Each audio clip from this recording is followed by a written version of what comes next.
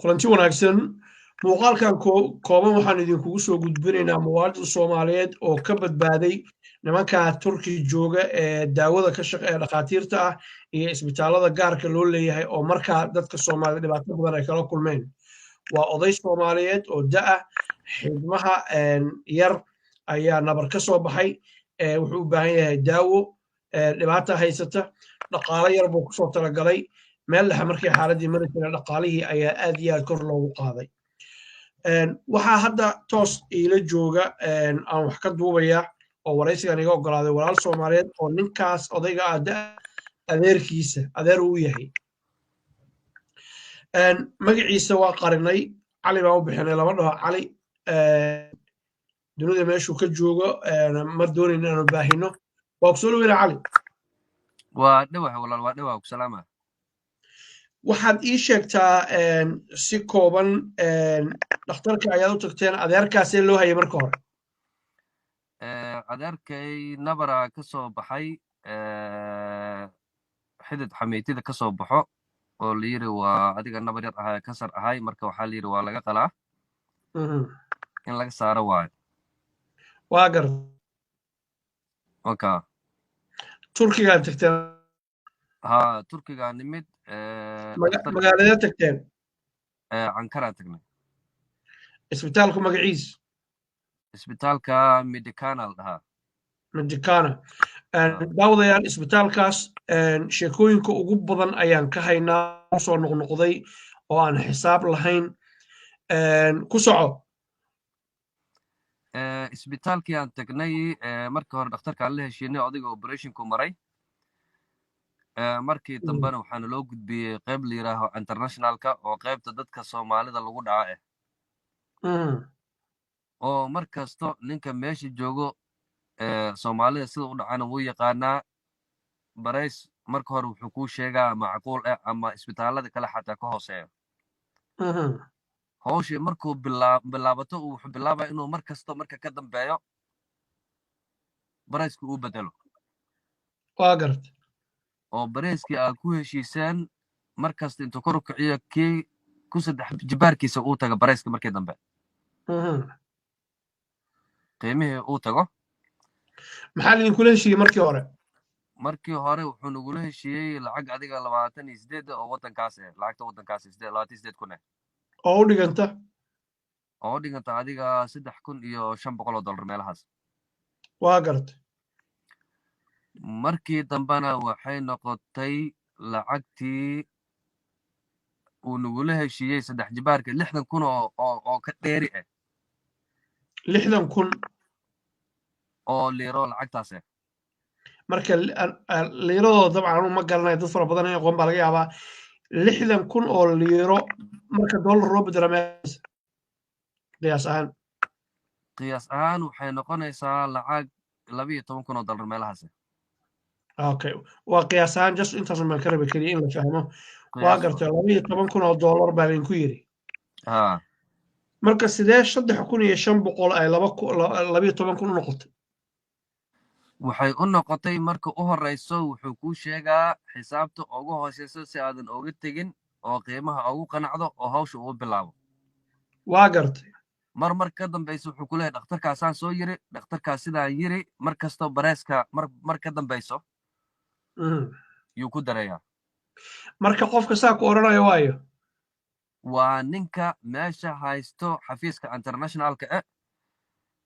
waa ninkaasi waxaa jooga nin Afrikaan waxaan hayaa nimankaas aad sheegaysid sawiradooda kan hadda wejigiisaan gacanta saarayaa dabcan dad fara badan baa yaqaana baaritaan baa ii socda mar raba inaan ka hor dhaco adiga keliya unbaa arkaya daawadayaashu ma arkayaan ninku ma kaasa sax ninka Afrikaanka ninkaas waaye haa okay iikaadi marka iikaadi wax yar iikaadi ninka haysta qaybta internationalka Turkiska ninka odaga miya shaarka buluuga wata wejigiisa fiican uma jeedo wejigiisa anaa kaa qariyey maxaa yeelay ma rabo hadda inuu wejigiisu iga baaha ma rabo laakiin waxaan kuu xaqiijin karaa shaksiga aad sheegaysid nin gaaban oo cad oo timo madow oo turkish inuu yahay sax asaga waayo ninka odaga waa ku haynaa tilmaantaasu waa tilmaan dad badan ay yeelan karaan laakiin waxaan xaqiijin karaa ummadda Soomaaliyeed xaqiijin karaa qofka laga hadlay inaan gacanta ku hayno magaciisoo saddexan emailkiisa taleefankiisa iyo weliba qofka uu yahay iyo muuqaalkiisaba ku soco ninkaas iyo ninka afrikaanka ah waaye waxa Soomaalida u tashtay oo meesha ku dhaco waa gartay waxaan rabaa marka inaad nuxurka ama dulucda u gudubtid waxaa dhacday in lacagtii kor laydinkugu qaada laydinku dallacay sidee bay 3,500 u noqotay 12,000 waxay u noqotay daawadii markii u dambeysay oo noo soo qoray totalka 12,000 inay ahayd iyo wuxuu yiri 12,000 daawada totalkeeda ma ahayn halkii mar ay ahaydba waa ko waxaan ku niri qiimo total in siya ku niri oo daawadii wax kasta ku kacayso totalkii aan siisay wixii kale oo ku horeeyo soo mareynay lacagtooda isma bedelin markii aan meesha u dambeysay joogno maxaa ka dhigay lacagtii aad totalka noogu sheegtay inaad tiraa hal mar waayo waa gartay wuxuu yiri saas waayo niman yahood habbi ku tihiin ku qaata haddii kalena iska taga waa gartay marka saas leedin leeyahay xaaladiinu sidee tahay xaaladda caafimaadka odaga adeerkaaga sidee tahay ma qof isku habaysan oo aan xanuun haynin baa mise waa qof kala daadsan oo xanuunsan xanuun ma haayo laakiinse isbitaalku wuu imaanayay daawadii loo qoray hal mar la siiyey markii hal mar la siiyey waa wuxuu bilaabay inuu daawada uu bootiyo uu dallaco daawada uu bootiyo oo dallaca maxaa laga wadaa lacagtii 12,000 ahayd inuu yidhaaho 60,000 waayo qiimihiiba kor u qaaday halkaa igu hay daawadayaal waxaa jira haddaad weligaa la macaamiishay dadka makaaniga gawaarida sameeya kulligood ma ahan in badan oo ka mid oo khiyaara aqaanaayo magaalada London la degan idinku kuwa kala badan baa taqaanaan oo wanaagsan marka hore gaariga markay kuu keenaan waxaa lagu leeyahay waa la fiirinayaa waa wax yar oo dhibaato lahayn waa la kala daadinayaa marka la kala daadin waxaa lagu leeyahay intaas waa kun weeye baabuurkii waa kala daadsan yahay kama tegi kartid dhaqaalihii ma haysid meel aad ka noqotid ma taqaanid lugtaana ka xiran tahay arrintan iyo waxyaalaha la midkaa waxay xasuusinayaan George Max ku soco marka lacagtii markuu saas yiri adiga heshiis dheer ka bacdi 60,000 maashi ahayd wuxuu yiri 40,000 yani kaga dhigi karaa waa gartay oo halkii mar meesha 12,000 waa uu ku doodaya markii dambe uu yiri halkii mar waxaan ogolahay inaan kaga dhigo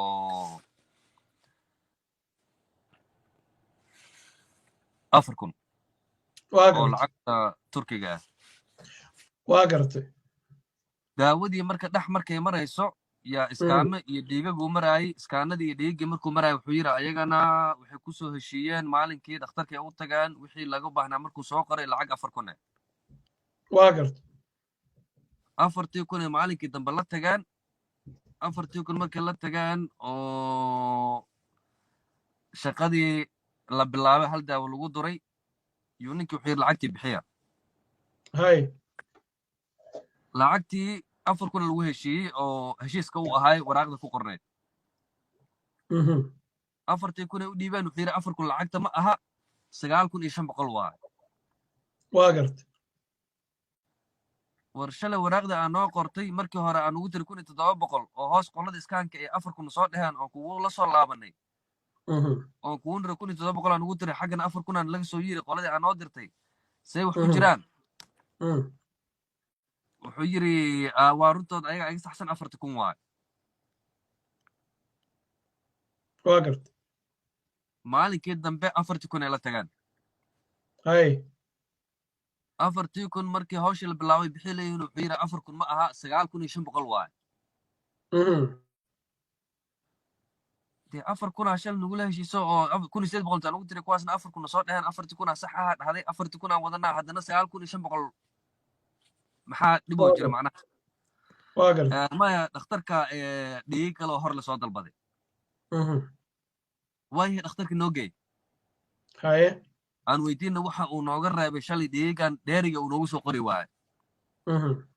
dhakhtarkii ilma geynaayo yiri hadda lacagta bixinaysiin bixi haddii kale dhaafa lacag ma bixinaynay dhahan waana kaa tegaynaa wuxuu yidhi ma degi kartin odayga cirbadaa lagu diro iskaanku ku qaadanayay ma degi kartin policy immigration in wacaa waa in xiraaba هاي waddankan waa laynka dhoofinaa dee wiilka nin ka yimid waddamadaas kale u ahaaye oo soomaali ka imaanay wuxuu ku yidhi nin yahow cidda aa wacayso noo wac adigaaba tuug ahoo xisaabtii shalay aa noo qortay xisaab ka badanna weydiinaya hadda واقل fiisadaa lainka kansalaa immigrationka anigana message ii soo diray dheer uu leeyahay booliskan aan wacay arrintan booliska la tacaalaa immigrationkan u wacaa fiisa waa laga kansalaa isbitaal ma tegaayin waddanka waa laga tarxiilaa yarkiyaan la hadlay wuxuu yidhi saasuu leeyahay laakiinse waa sugaynaa booliska ha waco هاي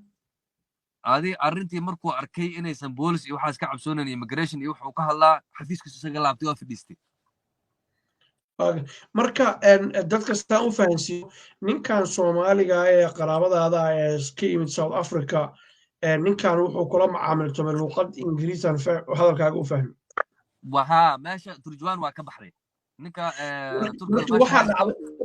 iikaad cami marka waxaa dhacday laba qof oo is af yaqaana oo qofna xaqiisii u doodayo qofna waa saad adigu hadalka u dhigtay ee doonaya inuu ninkan masaakiinka ee xanuunsana adeerkiina xoola uu ka qaato baa is helay gabagabadii hal daqiiqaan haysanaa maxay kusoo gabagabowday arrintaas waxay kusoo gabagabowday ninka inay dhaheen boolis wac immigrationna wac ciddaa rabtana wac uu asagii markii dambe uusan waxa wicin uuna cabsooday dadku ku cabsin jiro lacagta marka hore oo qaadan jiray odayga adeerka kiisii xagga ku dambeeyey way ka tageen isbitaal kale tageen hadda isbitaalkii kale daawada hadda uga socotaa xaaladiisu waase waa fiicanta hadda aad u fiican yahay marka hadda wuu isbedelo sidii hore maaha hadda wuu isbedelay waa fiican yahay buuqoodii iyo wareerkoodiina uu ka raystay oo weliba joogto mar kasta daawada uu tagaba lacag la bedelaa fikirkaaga adigoo cabiraya iyo qiyaastaada haddii ninkaas soomaaliga ee aan halyeyga ah soomaaliyada aan garanay anigu laakiin aan jecelahay insha allahu tacaala inaan halkan salaan ugaga diro haddii uusan jiri lahayn xaaladda adeerkaasay noqon lahayd maanta hadduu jiri lahayn xaaladda aad u adkaan lahayd uusan luqadda aqooni lahayn oo ninkaas asaga la hadli lahayn uusan iska celin lahayn oo dhihi lahayn booliska iyo immigrationka iyo ciddaa sheegaysa wax uusan dhihi lahayn xaaladdu maanta say hadda tahay ma ahaan lahayn odayga meeshu ku xanibnaan lahay daawadiisana meesha ku dad badan oo waana arkay aniga intaan meesha joogay aniga muddaa meesha la joogay dad badan xafiiska anuu hor fadhiyo qayladooda waa maqlaa yar soomaaliya xataa maalin intay albaabkii soo xirteen ee qaylinayeen oo loo turjubaanayo dadkan xaggan ka yimid oo ahay soomaali ka yimid intuu soo bax marka meesha maraayo wuxuu yidhi waxaan waa wixii wallahi xabad madax lagala dhici jiray okay waa gartay waa kuu mahadcelinayaan jecelahay inaan soo gabagabka soomaaliyeed ee halkaa u socda ee daawada uu doonaya maxaad ku oran lahayd waxaan ku oran lahay 99% dadka soomaalida inay iska ilaaliyaan isbitaalkaas la leeyahay Medicana waa isbitaalka soomaalida lagu furto waxaa loo furay meeshaas in soomaalida lagu dhaco bas xafiiskaas internationalka ee markaa tagto 100 qof 200 qof fadhisa hal qof ajnabi ku jirto inta kalena waa Soomaali maalin kastana dhibaatadaas haysato maalin kasta xafiiska qaylada ka yeeraysay buuq yar waayabaysa waa garan kartaa qof ehelkiisa lacag u soo aruuriyaan ama guri soo gato 10,000 haysto oo shaqadii la yiri 10,000 lagu qabanaa oo haddana operationkii ama markuu operation ka soo baxay qofkii isbitaalka jiifa la yiri lacagtii 20,000 waa haddana waa dareemi kartaa qofkaas wuxuu dareemaa 20,000 qofkii 10 dhib ku keenay 20 xaq u keenaa waa gartay ugu dambayntii muuqaalkan aan kaa duubay wejigaaga dabcan lama arko adaa iga dalbada inaan wejigaaga qariyo magacaagana bedelo meesha aad joogtina aana sheeginin iyo wixii daawadii dabcan sadii la wadaagtay waa kaaga mahad celinaya warbaahinta ayaa wadaagaya halkan bulshada Soomaaliyeed baan la wadaagaya raalli ma ka tahay soomaalida ha la wadaago ha iska ilaaliyaana qof kale oo walaal ah oo muwaadin su-aasheedu waxay ahayd Soomaalidaan la wadaagayaa Soomaaliyaan ku fasaxayaa muuqaalka sax soomaalidina la wadaagto weliba ay ogaadaan iska ilaaliyaan isbitaalkaasna habiyaan ku ahay waa hagaag aad u mahadsan tahay anagu isbitaalkaas baaritaan baa noogu socda ilaa iyo haatan waxaan eedeynahayn ma hayno laakiin we will get to the bottom of it haddii ilaahay yidhaahdo waynu ka salgaarayna intaanu awoodno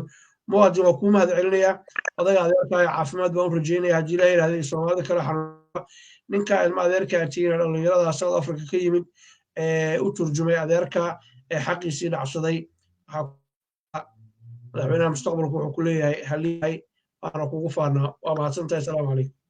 calaykum salaam daawadayaal intaas waxaan kusoo gabagabeynaynaa mid ka mida muuqaalada aanu ugu talagalnay in aanu ku shaacino xaaladda dhabta ah ee ka jirta dalka Turki dad dhakhaatiirta Turki oo dhan ma ahan yaroo farakutirisa iyo niman dilaaley ah Soomaali ah iyo rag iyo dumar ah jumaana ah dhibaato fara badan oo ummadda Soomaaliyeed ku haya waa say dadku sheegeen annagu waxaanu soo gudbinaynaa kaliya dadku waxay leeyihiin si dadku aan war sax ah oo lagu kalsoonaan karo intaanu kale dib u kulmi doono baaritaanku oo soconaya saaxiibada la wadaag ka qayb qaada badbaadada ummadda Soomaaliyeed